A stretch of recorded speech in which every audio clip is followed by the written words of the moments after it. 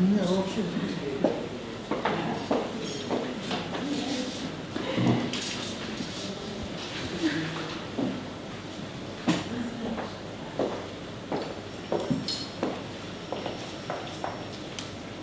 My mother holds a world record in the category, the mother whose children attended the most private lessons in their childhood.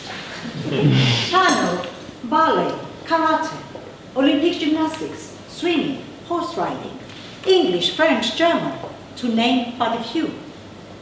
And even though this experiment of my mother's could have resulted in me forming a confused personality, it surprisingly had, as a result, this multi-talented, exquisite personality of mine, full of great impressions that you're all impressed by, I can see.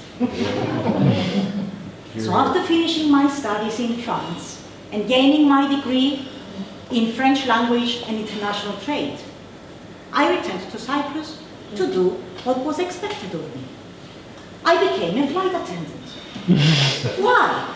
Well, I was 22 and madly in love with that handsome pilot of 27 who suggested I take a summer job at the airline so we could be together, fly together, night stop together, tour the world together. And so we did for 6 wonderful months before he left me for another stewardess. And that's when I met Nectarius, my husband of today, who saw in me this rare skill mastered through my continuous training of private lessons in my childhood, which in combination with my interactions and experiences on board with passengers of different cultures and different nationalities, formed in me a personality, an individual with empathy, someone who can adjust in any situation and who can click with any person at any time. And once my husband recognized in me this skill, I had to let him know that by marrying me, he was not only marrying a brilliant person, he was entering a brilliant family. So, in our early marital years, I would sit down by the hour and explain to Nectarius my experiences in Copenhagen, Denmark, with my first cousins, where I attended every year when I was a teenager summer school and spent 1 whole month at the lovely home of my Auntie Dora, my mother's sister, who had married a Dane. And since we were married, I was telling him we had to go on vacation to Denmark together so I could show him, I could share with him my experiences when I was a teenager. Well, you know me, of course. It didn't take me long. We were married in 1998. We went to Denmark last year. When we arrived at the airport, my cousin Christian waited for us there. He was so excited to see us. And we all drove to my Auntie Dora's house, where the whole family was expecting us for dinner.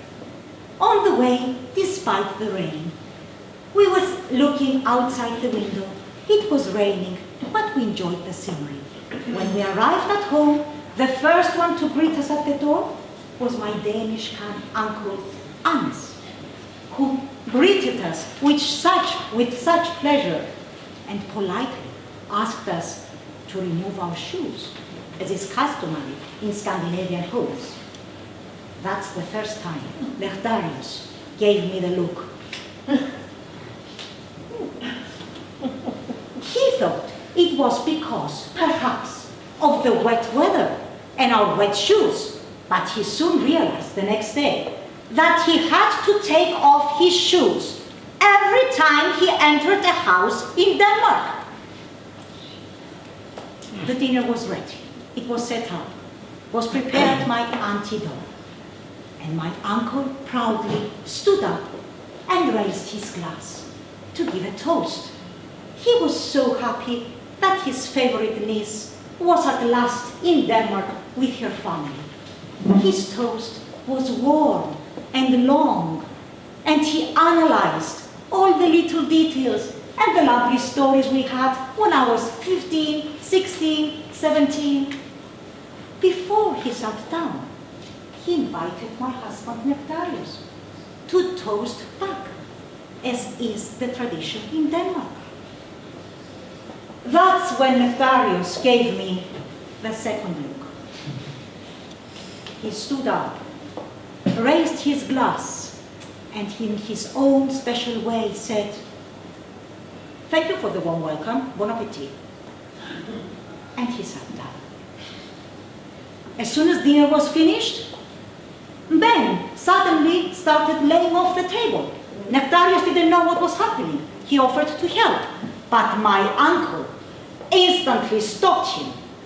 He explained to him that he shouldn't be helping on the first day of his arrival. However, he should be starting to do so the next day onwards, as Danish tradition depicts that women prepare dinner and men wash the dishes afterwards. I cannot begin to describe to you how excited Nectarius was at hearing this. He couldn't get over it. Our trip to Denmark was full of such delightful incidents. But the best one by far was the day we decided to go by train to visit the zoo. My cousin Constantine explained to us that all we had to do is take the card, get it through the machine at the station, and press the number 2, which represented the 2 adults that we were, as our children were under 16, and children under 16 traveled for free. In any case, he told us, don't worry if you make a mistake, because there is no way in this world that a ticket collector comes on board a Danish train. So there we were, the 4 of us, sitting in the train on the way to the zoo, happy and delighted. And as my cousin had said, the door opened and the ticket collector asked us for our tickets. Nectarius happily gave out the card, only to find out that we should have added Marco and Miranda, who were over 12, not 16. When we explained that we were tourists and did not know, he accepted not to give us the 700 Danish kroner fine, only if we got off at the next station to add Miranda and Marco. What could we do? We did. But at the station, we couldn't figure out how to add the 2 children on the card. Local passers-by stopped and offered to help us, but they couldn't do it either. And then someone explained to us that this card was a new card, and this system was a new system which was implemented only a week earlier, and that it was still under test. That's it, Nectarius said. I'm not going to waste my day trying to make this work.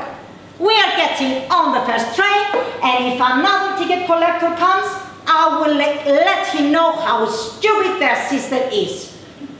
And as he was fuming and cursing, another train arrived, and we entered, and we got on the first wagon that we saw.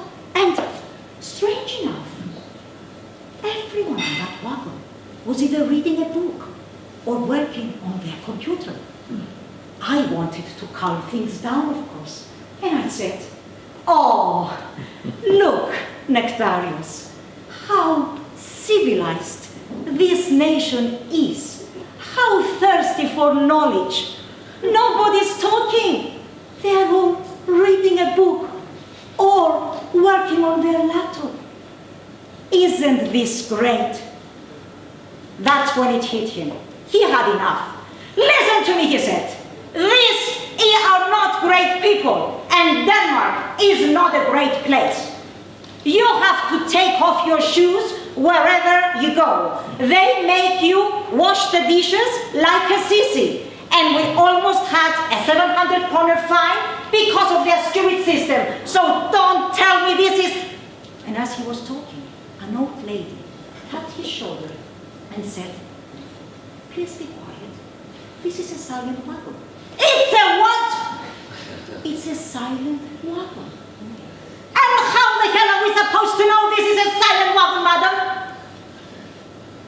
And we turned our heads up, and it was full of huge red signs saying, shh, you entered a silent wagon. An old wise gentleman once told me, if you want to know you've married the right person, you ask yourself this simple question. If you died and came back to life, would you still choose your current spouse to marry? And if the answer is yes, then you know you married the right person. Well, ladies and gentlemen, despite my husband's little idiosyncrasies, despite our differences in our character, if someone asked me, if you died and came back to life, would you still marry Nectarios? I know what my answer would be. Definitely not.